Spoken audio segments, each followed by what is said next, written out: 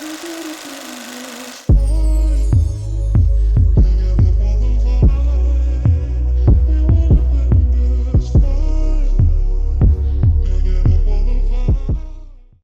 and gentlemen, welcome back to another episode of the Proverb podcast. I'm your host, Branden Pannell, and on this podcast, we talk about many things under the umbrella of life, of love, and of legacy. Today, I am here with another dear friend of mine.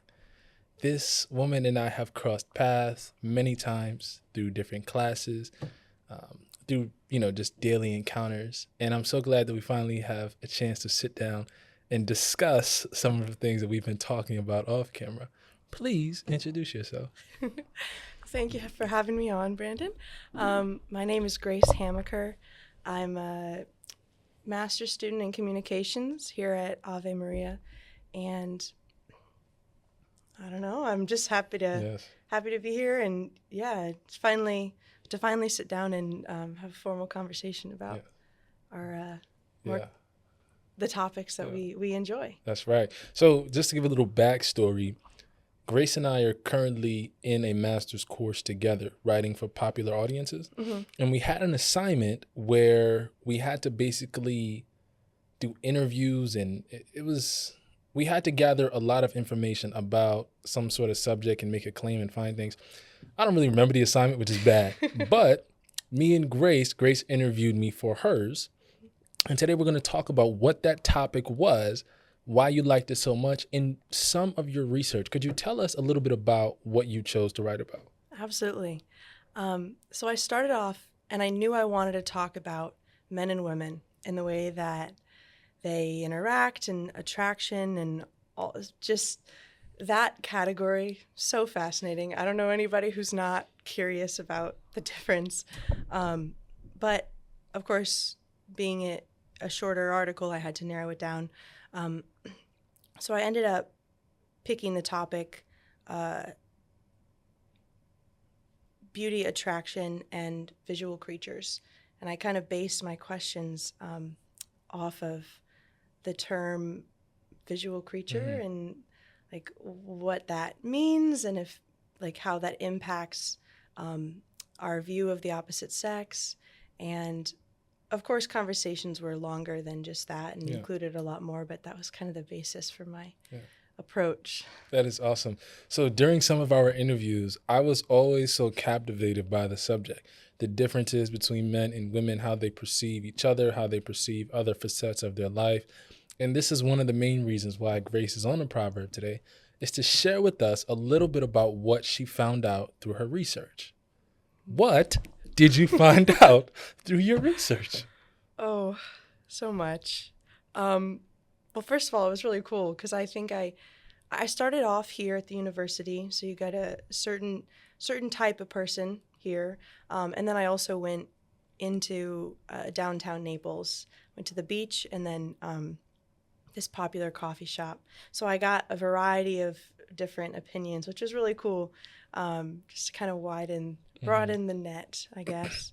But to the question of, visual, like on the visual creature point, I've determined that all people are visual creatures. Everyone's got eyes. It's our first way of perceiving the world, unless you're blind, of course.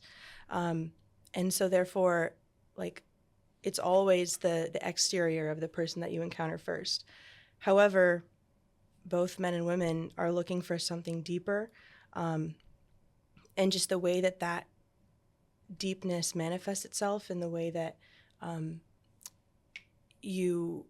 both men and women that approach the other person kind of impacts how much that stereotype affects them. I don't know if that makes very much sense, but like, I got you. Typically men are the ones that are kind of titled visual creatures. But through talking with the men and women, I realized that's because they're the ones typically expected to approach. And so it was really cool. One guy was asking, and he said he's heard the term, and he's always thought it's been said with a little bit of a jab towards men, made to be a negative comment, like they're just out for one thing. And he said it's not very fair because if society and if women expect men to be the ones approaching, how else are men supposed to approach women based off just looks? Unless he happens to already know the woman ahead of time. But that's so rare. If you're thinking about like a bar setting or just out in public somewhere, I mean, maybe you say like 1 or 2 sentences to a person, but that's not enough for you to really get to know them, and other than just their exterior. And so that's kind of how that term I've found has originated. And did I answer your question? Yes, you did. I love that. One of the things that I was surprised at during our segment is how deep you went. It was a point where you were I mean, you were diving into that ocean. So I definitely did appreciate that. I think the next thing I want to ask you is, it's a 2-part question. A, what were some of the findings that you found that you expected? Like, okay, I expect guys to say this, I expect girls to say this. And then maybe some that shocked you or maybe even surprised you that you found unexpected. Is there any of that lingering? That's such a good question. I should just let the audience know this. I've slept since I've done these interviews. So it's not super fresh in my mind. That's why I have my notes out. But I think it was very mixed. I think everyone had different things. So there was a little bit in every conversation that was a bit of a shock and a bit of a expected answer. But I think one thing that did shock me was that a lot of women kind of like, there were a few of the women who did actually just come straight out and say like, oh yeah, I'm a visual creature. And that was shocking. But at the same time, I was also shocked to encounter women who like, I'll tell you, I brought up the example to people, and maybe you remember this from our interview, of like the typical bachelor pad versus the versus the average like single woman's home. And of course, it's all generalizations and stereotypes, but like if you picture the typical bachelor pad, it's like one piece of IKEA furniture and no decorations and very bland. But you look at an average young woman's house and there's like paintings up on the wall and lights and blankets. It's very cozy. And so my whole kind of question that I brought up to the people I was interviewing was, if men are if it's just men who are visual creatures, then why do women seem to have more of an eye for beauty in terms of like in other facets of life? And I didn't word it quite like that, but that's essentially what I was getting at.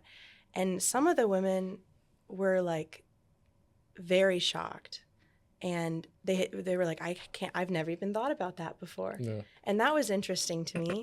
But it was also interesting when I think 2 of the women were very much like, oh yeah, 100%. I think that's just the way it is. But guys immediately, as soon as I brought up that example, and this was such a cool answer I'd heard, and he, before I even brought up that example, was the first one to say that there was a certain eye for beauty that women have that men don't seem to tap into. And I believe you even said this too, and a couple other guys touched on this, that there's a certain depth or emotional connection that women have to beauty. They can almost get into the interior of the thing in a deeper way before guys seem to. And so I think that is even more so when approaching another person. Absolutely. No matter how attractive they may be, there's like a certain element of deeper connection. Absolutely. That they're with from the beginning. Does Right. you Yeah. follow? Yeah. It's a great point. And even like you brought up the bachelor pad in the typical single woman household. Mm-hmm. For instance, the men's and women's basketball locker rooms here. Mm. If you go into the men's locker room, it is some chairs and a TV. That's it. There ain't no decorations, nothing Bare on the wall. bones. You got maybe some smelly showers in the back. If you go into the women's locker room, you got lights, there's plaques, decorated balls, there's stickers on lockers. It looks incredible. Like you got quote scriptures as soon as you walk in. I'm like, what is this? And so it's so crazy because I've, been on the men's side. I've walked in there 200, 300, 400 times, and it's never bothered me. Like we just don't, there's something about that's okay for us. When you walk into the women's locker room, it's like, yo, like they obviously see something that we don't see. So I thought that was cool. I want to touch base on one thing that we talked about, makeup. I'm not sure exactly how to bring this up, but we talked about being a visual creature and what role makeup plays in attractiveness, ? Can you, it was a length of time ago. Yeah. So can you try to refresh my mind and even walk me through how the subject of makeup came to be, what we were kind of talking about? Yeah. Yeah. Oh, you're treading so carefully. It's so sweet. Oh, man. Yeah, it started because I had mentioned that I have a kind of strong opinions regarding makeup, and that I am not the biggest fan of it. I say as I have on mascara today. But yeah, I think you were just curious about kind of my story regarding that. Regarding, oh my goodness, in regards to the attraction between men and women, I didn't ask that in my interviews, and I kind of wish I did. I think that would have been so cool to ask both men and women like what their take on that was. It just didn't fit into my interview. But what exactly do you want to know? Do you want to know? I want to resurface back to our conversation. Okay. I don't remember explicitly what it was about, but it was along the lines of, oh my goodness, I remember this one question, and it was like, the whole thing was basically like women wearing makeup, and does that affect some type of attractiveness or, so then I asked you, well, let's say a man is dating a woman, and he doesn't like her makeup. How does he say appropriately in a way that she can digest without feeling attacked or, destroyed? How can he answer that? Yeah. How can he say that? Yeah. Oh, and I don't even know if we came up with the perfect answer. Right. Because it's such a difficult and complex thing. And I think that's the first thing that men, I guess, should be aware of. And I think it's honestly the whole like visual attraction is just difficult anyway when it comes to women, because we're so like, we just take those things very personally. I think the first thing to be aware of on the woman's end is just like self-awareness of, and hopefully like the person, hopefully the man and woman in the couple should be able to like have open communication and respectful dialogue. And if that's not the case, why are you in that relationship? Right. But they should have a certain self-awareness and like, okay, if my boyfriend is to say something, it's not out of any sort of disrespect. It's just out of genuine care. But then from the guy's side,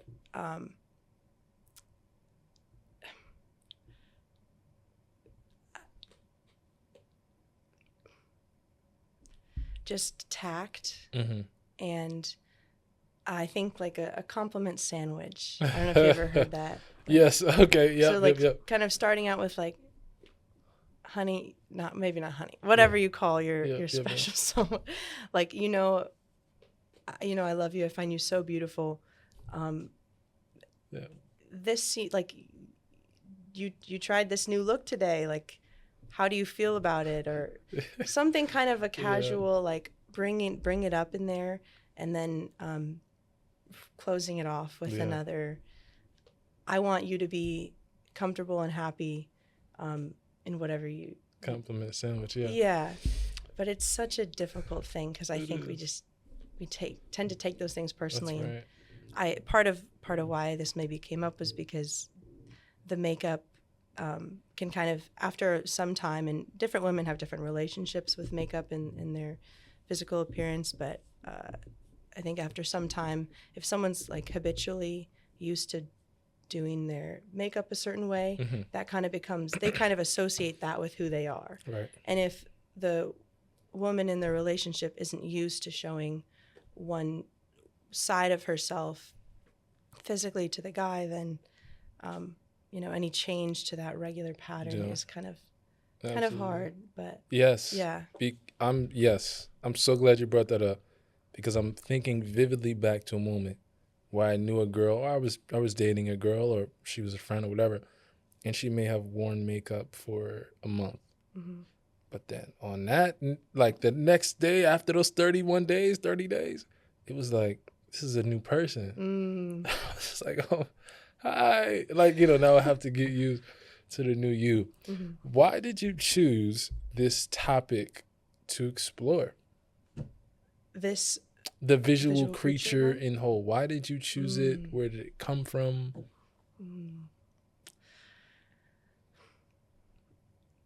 I guess first and foremost, I just find it interesting. Absolutely. I kind of went on my own journey with this a couple years ago when I was relearning how to. Oh, sorry, were you going to say something? Oh, no. Oh, okay. You're just breathing. My bad. My bad. No. I'm trying to be a considerate. No, good. I was trying to really lean into self-acceptance and kind of like break away. This is such cliche wording and stuff, but just trying to learn to love and appreciate myself as God had made me. And I realized that makeup was getting in the way of that. So I challenged myself to go a year without wearing it. Wow. Yeah. And it was really hard, but like at first it was really hard. And then it just became so joyful and so amazing. And I got to a point of just deep comfort with how I was naturally.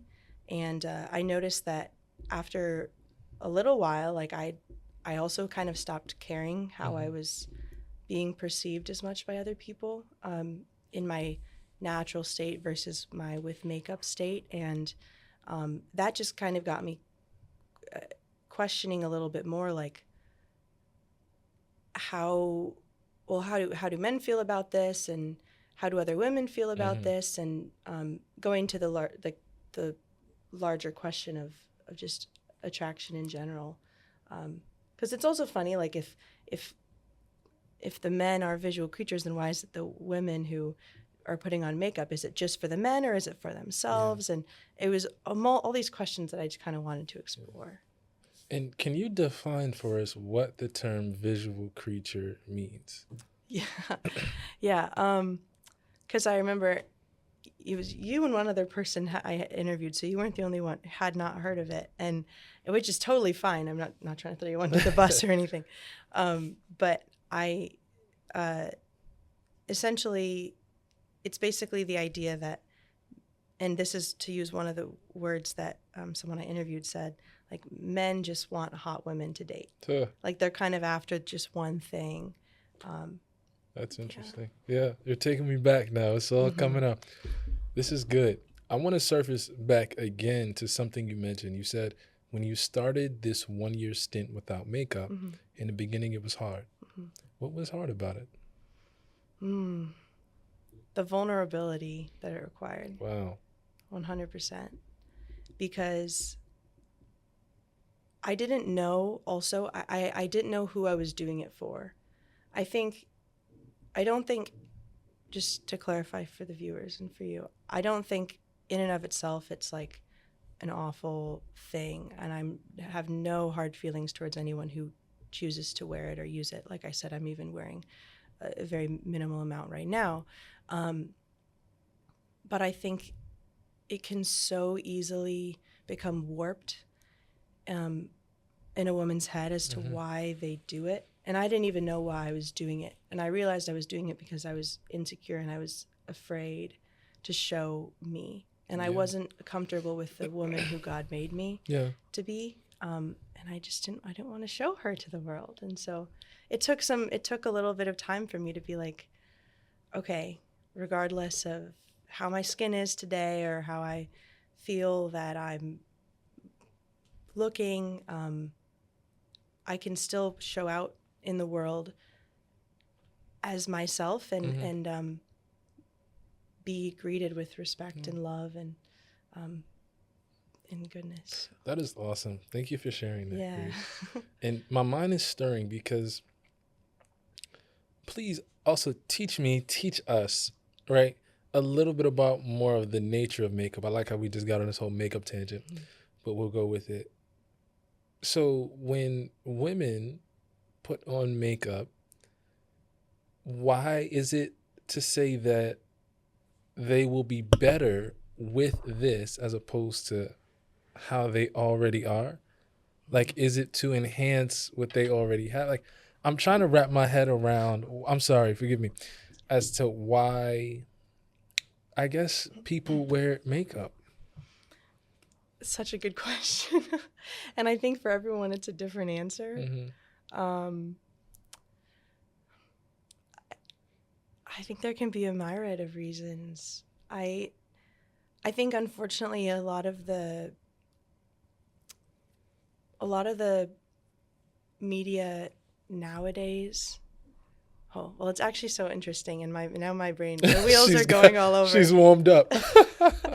Well, I was reading an article in a different class. It was talking about like the feminist movement back in the 70s, and through that, I kind of went down a rabbit hole, and the aims of the feminist movement has changed through the years. So I think the way that makeup was pushed back, say in like the 40s, when it was, I don't even know when it officially started. That's probably something I should look into just out of curiosity. But whenever it was first kind of being advertised, I think it was pushed in a different way than the way it's pushed now. Now it seems to be a lot more, it seems to be advertised mainly as a way of like self-expression. Although there is still some ad campaigns that I've seen that are along the lines of like, you have something to hide, you should cover this up. I mean, even you think of like, I don't know how much you know about different makeup products, probably nothing. Yeah, but there's a product called concealer, and the whole point of it is you put it on like the blemishes or the areas that you want to hide. And you know, so it just kind of is like a weird expectation of like, why should if a woman gets a pimple and it's like she's expected to put this concealer on it, but you know, then what's, does a guy just leave the pimple there? Does he, you know, there's no concealer for men, although maybe now they're doing, I don't know what they're doing. So it's just interesting that there's kind of this idea of hiding, but also enhancing certain things of a woman, but not of a man. And as for the why that is, I don't know. It makes me sad because I do think I see the beauty. I mean, I see the beauty in it, and I see in some sense, I see the point. But at the same time, I kind of question like, oh, but you know, if there's not makeup in heaven, then why is it a thing? Yeah. I also think that women would just be a lot more comfortable in who they are and be a lot more confident if there wasn't a kind of expectation of having to enhance certain traits or hide other traits. Yeah. I'm going to pray for an encouraging and authentic way to say, well, I would never say this. Oh my God. But to answer our question about like, how do you bring up that subject without insulting or, because it could even be to like a relative or something. You never know. But this is good. Shifting into our segment on love. Was there anything you found, and if you need to, feel free to pull up your stuff again. Was there anything you found throughout any of your interviews that alluded to how men and women perceive love? Now, granted, everybody is different, but did you see a pattern with the guys? Did you see a pattern with the girls in terms of how they process what they think of love? Love received or love given or just love in general? In general, anything that they may have left a clue for. Okay. I'm going to answer it as I think is the first thing that's coming to mind, but if you're hoping for another type of answer, you just let me know. Okay. I think something that was really neat was hearing how a lot of the men, surprise, wanted to be providers. And it was shocker, but it was really beautiful. All of them genuinely had a care and desire to almost like work for and win the woman and like woo her heart. And I just thought that was so lovely. And they also spoke about wanting a woman that brings peace. I don't know why I find that so amusing. I don't know. But well, wait, why do you find it amusing? I'm from New York, right? And so not that there's a stereotype around women, but you get your fair share of different kinds of relationships and how things go with people. And I've seen a lot of unhealthy relationships where there is no peace. And I'm not going to say like, the woman was the reason why there was no peace. We're not saying that on the record. But what I am saying is that there was a clear contributor to the lack of peace, to this chaos or the turmoil, whatever disagreement was brewing between them. So I just chuckled when you said that, because that makes sense. But please keep going. Sure. I think unfortunately that what you spoke of seems to be it's a large reality in the world, regardless whether it's the guy or the girl. I don't know. Yeah, I'm not pointing fingers either, but and women definitely search for peace too, and security and safety. But yes, that's what was so cool. They were both looking for a love that brought about this peace and safety. And I think from the woman's perspective, that's easy to see, like the protector, provider, like, oh, I feel safe and cared for. But from the guy's perspective, he also wanted this safety and wanted this peace, because that the woman's love in like a good, peaceful woman, grounded, faithful woman is like rejuvenating, was what they all said. Absolutely. And 100%. That was so cool because, you can go home to like someone angry and wanting to, attack and just throw insults at you, or you can come home to someone who's like just loving and warm in there. And not to say that, she shouldn't have a voice or speak up if there's issues or problems, but like, the same way you'd want your friends or your coworkers or whatever to bring up an issue with tact and just like awareness. You'd want that from a significant other, but I think in a special way, the woman seemed to bring that to a guy, or at least that's what guys were craving, and that was really beautiful. I love that. That is so awesome. I'm also starting to I was so actually pleased with your research, and honestly that I got the chance to talk with you about that, because that's always been an interest point of mine, just the different ways that men and women click, and also how they interact with each other. And it's so interesting even now because now I'm the assistant women's coach here. That's right. So being on the women's side now, as opposed to coaching and playing on the men's side, you see, it's like a different world. And it was like, and still now it's like, wow, just the way that the joy and just how they interact with each other and just the standard around how they maneuver, it's striking. So it's definitely, I literally have a notebook where I write some stuff down. It's cool. truly, wow, it's mind-blowing. So now I want to ask you something. When it comes to love and a woman who loves other people and who also wants to receive love, what is your preferred way to love first and then receive love second? Me personally? Yeah. Okay. Yeah, because I can't speak for I women in can't general. speak for all women, but Me personally, I'm a big quality time person.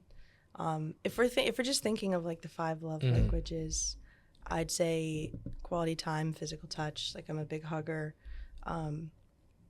Also just being there with someone being there for me. So I think in terms of giving, those are like my biggest ways. Because I'm not very creative when it comes to gifts. That's my mom's. Like she'll give a gift for anything. Sometimes she'll send me something in the mail. I'm like, I did not need this, but thank you so much. That means you're thinking about me. You love me. Yeah, I'd say I like to just be there for the person. And even if I don't have the words, just to let them know, like, hey, I'm here for you. I care about you. And then give them a hug if they want it. Just sit with them there. And as for receiving, I would say definitely those two as well. Also, I do appreciate acts of service, like someone saying, hey, I want to do this for you. I want to help take something off your plate if I'm in a time of stress. And yeah, I think, not that I am speaking for all women, but I think a lot of my friends would say the same. As well as you can never go wrong with a bouquet of flowers. Fellas, y'all hear that?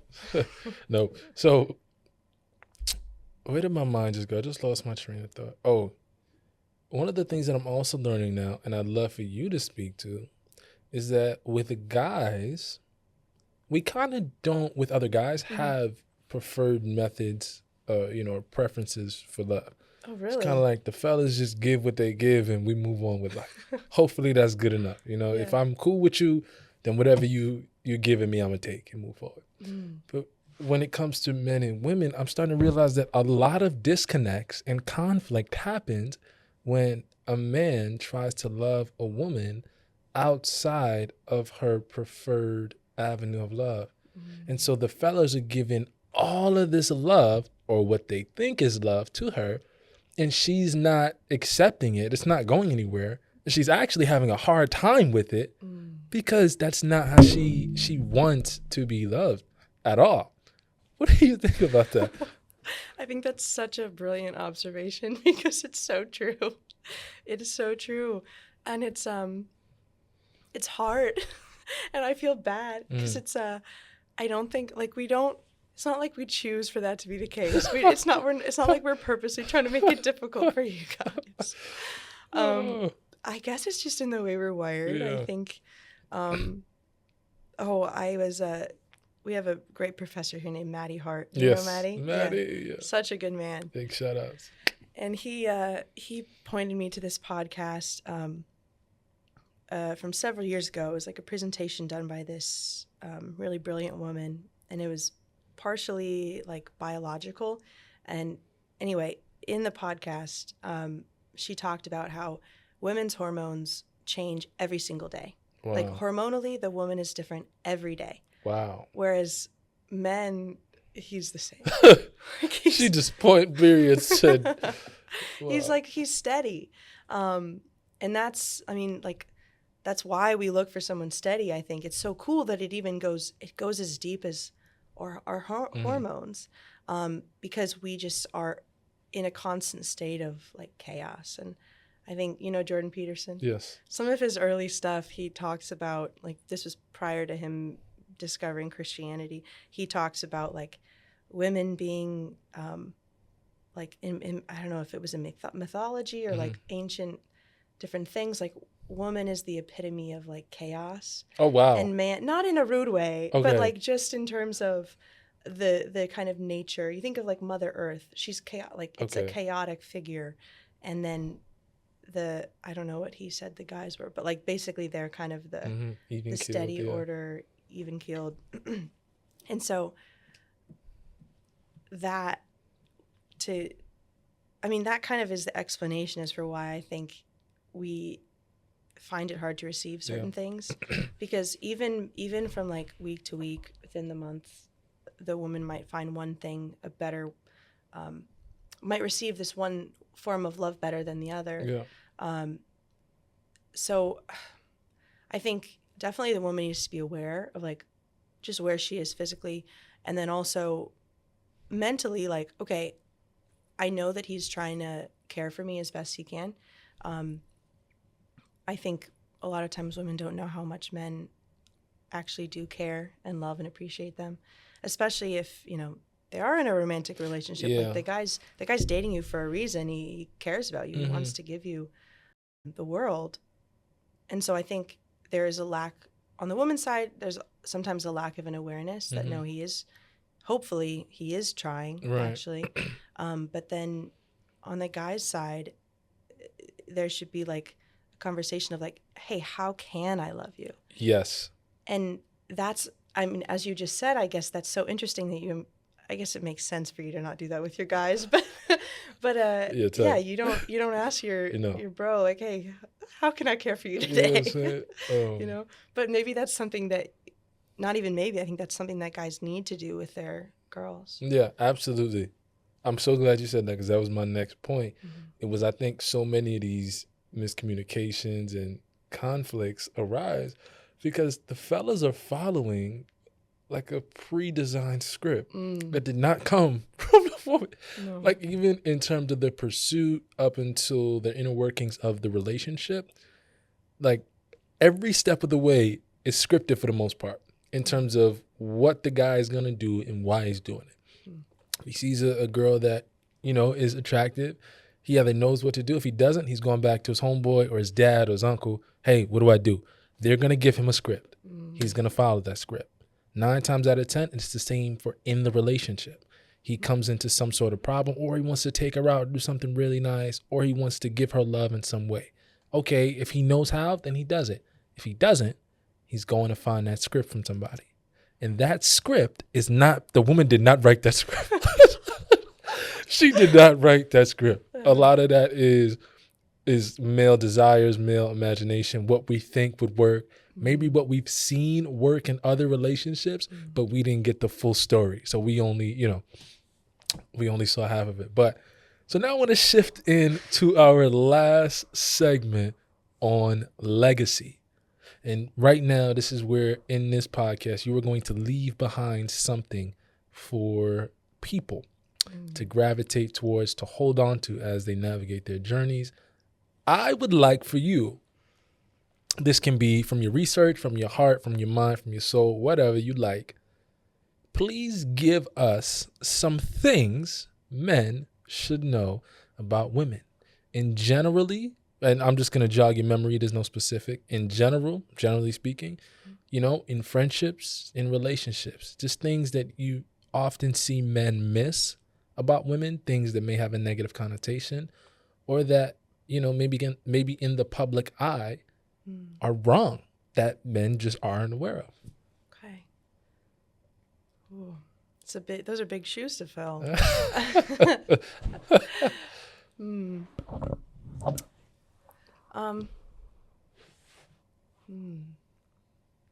can take your time. There's no rush. No rush. Well, you gave me a couple different categories to think about. Okay. So I guess I'll start with friendship. Okay. Friendship category. I think I'll say men, don't be afraid to be friends with women. I think sometimes maybe, I don't know, and this would be a whole nother conversation. I'd be really curious to talk about that with you sometime, like male and female friendships and like the certain, of course there's a different like boundary that men and women have to set versus just a women friendships and male friendships. But I think it's very good, very healing to both men and women to have friends of the opposite sex. And just to, like show that you're there for them, you care for them. And I appreciate you as a person, not just as a potential spouse. Yeah. Because to look at a guy or look at a girl just as, oh, maybe you're the person for me. Yeah. It's like to completely ignore a whole dimension of who they are. So that's my first thing. I know that got meta kind of fast, but. Yeah. No, I actually want to stay there for a minute. Okay. Right? Before we go to the others, because I want to hear what you were going to say about that, about the friendship dynamic. I have many thoughts on it. But for now, let's just peek into this box. Let's have a little appetizer before we continue, please. On the male and female friendships? Yes. I think they're needed. I think they're important. But I think there has to be very clear, like, here's where we're at. Like, I'm not pursuing you. We're friends type conversation. There was a good guy friend of mine. He's dating someone now, but at the time we were both single, and we noticed that our conversations were getting like a little too deep. And This is good. Keep going. And I, as the woman, had noticed that before he had, because I think we're just more as I mentioned earlier, we're more in tune with something inside that's like, okay, I'm feeling this depth being reached that I don't know if I should be sharing. So like, wow, women, guard your heart, even from like guys that you do trust, because there's a certain, what's it called? Emotional chastity. It's like the watching yourself, because ultimately, like, if there's some things that aren't meant, like there's some things I'm going to tell my best friend, but I'm not going to tell you. Right. It doesn't mean I don't love and care about you, right. But it means that that's a special part of me that is designed for like my best friend or a boyfriend or whatever. Yeah. And so there was something I was going to say, and then I lost the train went off the track. But this guy, I had to be like, hey, I think our conversations are getting too deep. Interesting. Like we already had established at that point, like, hey bro, hey sis, like we brother and sister relationship, right? Which was great. But beyond that, even too, I had to be like, hey, you can't keep sharing these deep parts about your heart to me, because I literally said this to him, I was like, it opens up, I didn't know how else to word this. So I just said it as I felt was, as I like the only way I could describe. When you're sharing these extremely deep things about yourself to me, it's opening up like a new dimension in my heart that I want to make space for you. And I do, but because we're only friends, there's not like I can't fully receive you and give back to you in the way that is appropriate. Yes, I get that. That makes sense. Okay, keep going. Yeah, because I think there's an intimacy that is only like between a man and a woman that should only take place in a romantic relationship that a friendship just can't fill. So if you're going to basically all that to say, if you're going to your female friends as a guy with like deep emotional things, stop. Yeah. Don't do that. Yeah. Take that to your boys.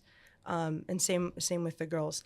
But it's so good though. You still need that male presence, that female presence in your life that you can, hang out with them, talk with them, talk about the lighter issues, still ask them for more casual advice. Or if, let's say, you have a female friend and you're looking at dating some other girl, you're like, hey, how do I approach this topic? Or like how you asked me about the makeup question. Granted, I didn't have a very good answer, but I'd be able to give you a little bit more of an answer than maybe one of your guy friends. So that's kind of my thoughts. Yeah. How do you feel? Ooh, no, I think you're right. You opened my eyes up to something that I didn't realize. You said emotional chastity. First time I've ever heard that word used. Really? Wow. Haven't been alive that long, but nevertheless, first time. You also mentioned something that struck me. You said that there's a point in your conversation where you feel like we're getting too deep. Recently, I've experienced that where, I don't know if it was me who experienced it, but there was definitely a girl who felt like the conversation was getting deep. Me, on the other side, it was kind of like, if we know where we stand, I don't understand the problem. I see. So we were, once again, at this kind of odds, because it was like, I couldn't tell when we were deep because it was under the umbrella of friendship. So I feel like if it was under the, granted, right, everybody has their ideologies, perceptions, whatever. Right. But for me, it was like, if we're under the umbrella of friendship, what do you mean this is too deep? We just friends. What are you talking about?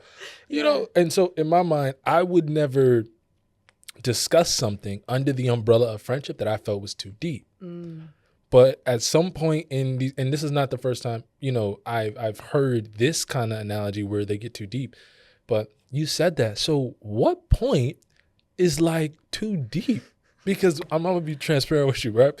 When I was having this conversation, I was so shocked. Like I was confused because I was like, I feel like we're still at Central Park. Like we haven't gone to the bottom of the Atlantic yet. Like I feel like we're still above ground.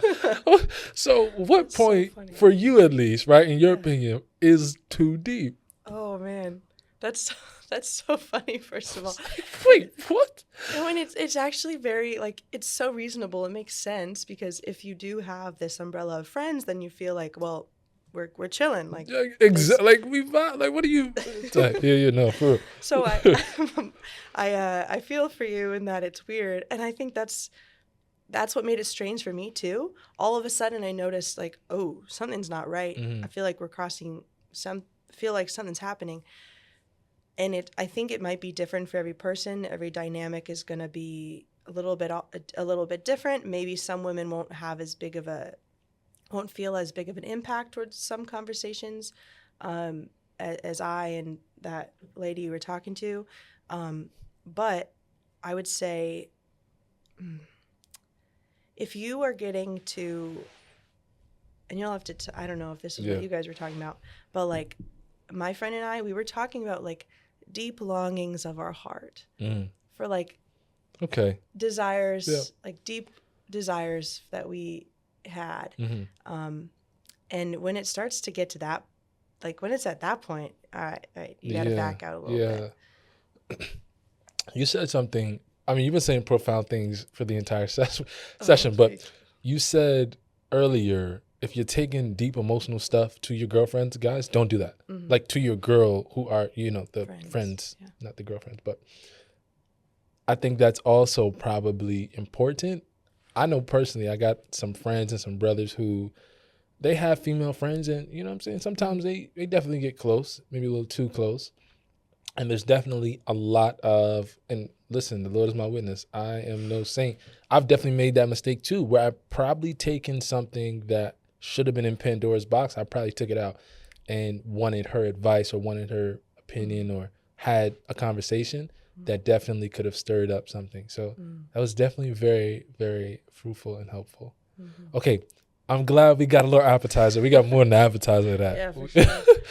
Let's go back to our legacy segment. Yeah. Things that you would want guys to know about girls across all levels.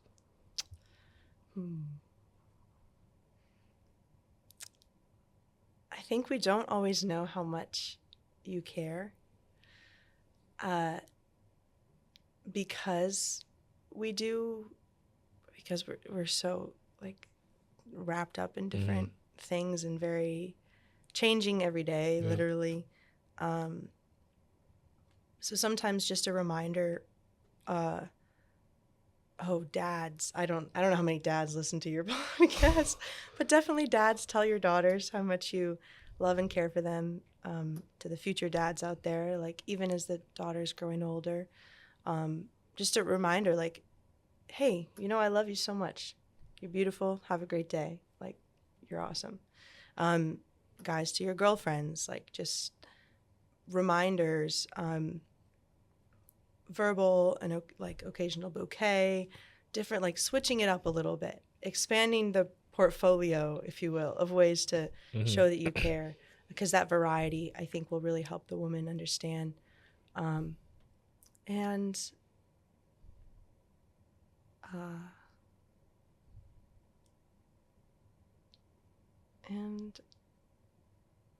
don't know, I'm drawing a blank right No, now. that's okay. You gave us a lot of good stuff to think about and meditate on. That was very, very good. I'm sure there's multiple other things, but I don't want to overwhelm the listener. She's like, we want to keep it cool. No. Grace, thank you. Thank you for joining me. Thank you. This for was having extraordinary. You guys, we have had such beautiful conversations off camera that it was only right. And I told her this weeks ago. I was like, you gotta come on with me. This is like, we have to do this. So Grace, thank you for being here. Can we close out in prayer? I would love to. Beautiful. In the name of the Father, Son, and Holy Spirit. Amen. Lord, we thank you. Thank you for showing up in our hearts. Holy Spirit, thank you for showing up. We ask that you continue to guide what we talk about, what we do, how we bring this into the world. We ask that you bless the ears and the hearts of all who listened and who saw this. Lord, we thank you for life. We thank you for love. We thank you for legacy. And we thank you for the proverb. In Jesus' name we pray. Amen. Amen. Father, Son, Holy Spirit. Amen. Ladies and gentlemen, this is the Proverb. Peace.